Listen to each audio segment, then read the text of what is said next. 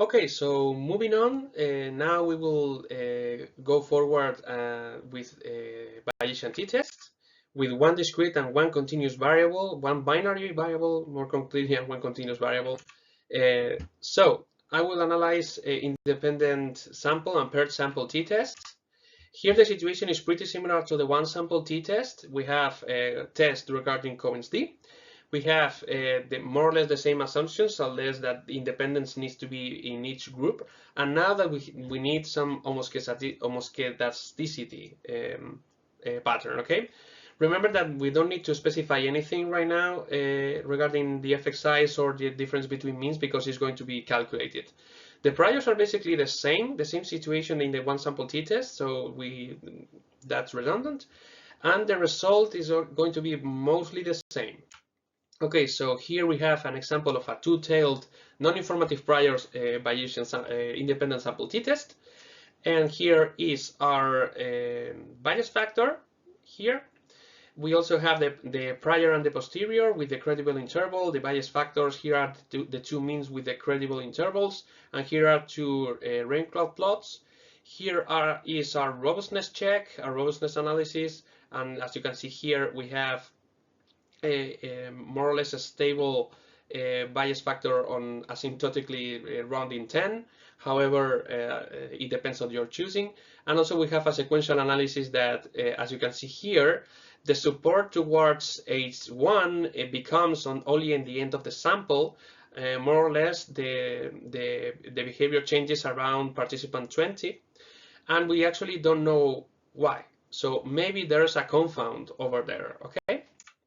So here's an example with a one-tailed non-informative prior. As you can see here now, the prior and the posterior are truncated towards positive values, and everything is okay regarding that.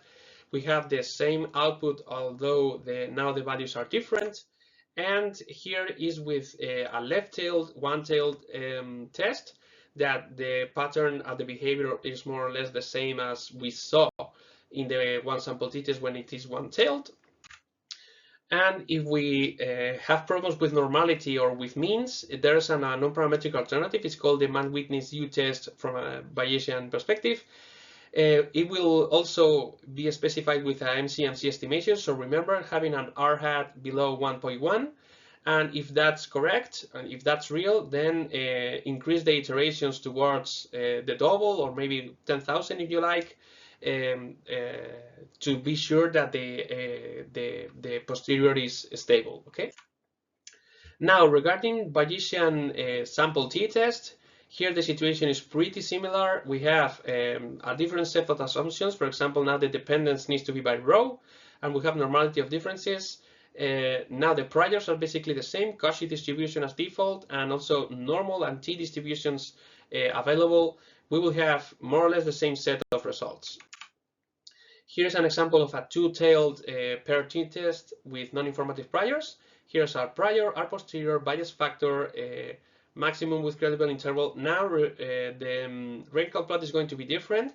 Here's the wrinkle plot of the differences with the density, box plot, and raw data. And also here are the specific two paired samples with their box plots and densities. However, now the points are linked, which I think is pretty illustrative if you want to take a look at the data. And we also have a robustness analysis here, but also in the sequential analysis, as you can see here, we don't have lines, we have dots. And this is because of the dependence by row and also because of the low sample. Here's an example of a one-tailed test with a non-informative prior truncated towards positive values. And as you can see here, the descriptive information is basically the same, but the inferential information is not.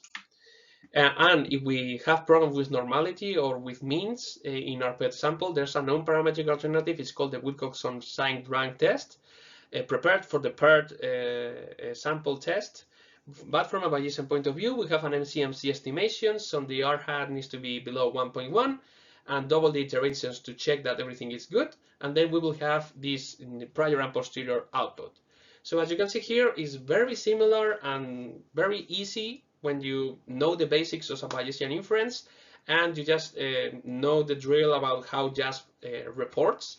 regarding one sample t-test, but now we have two sets of one dichotomous variable and one continuous variable.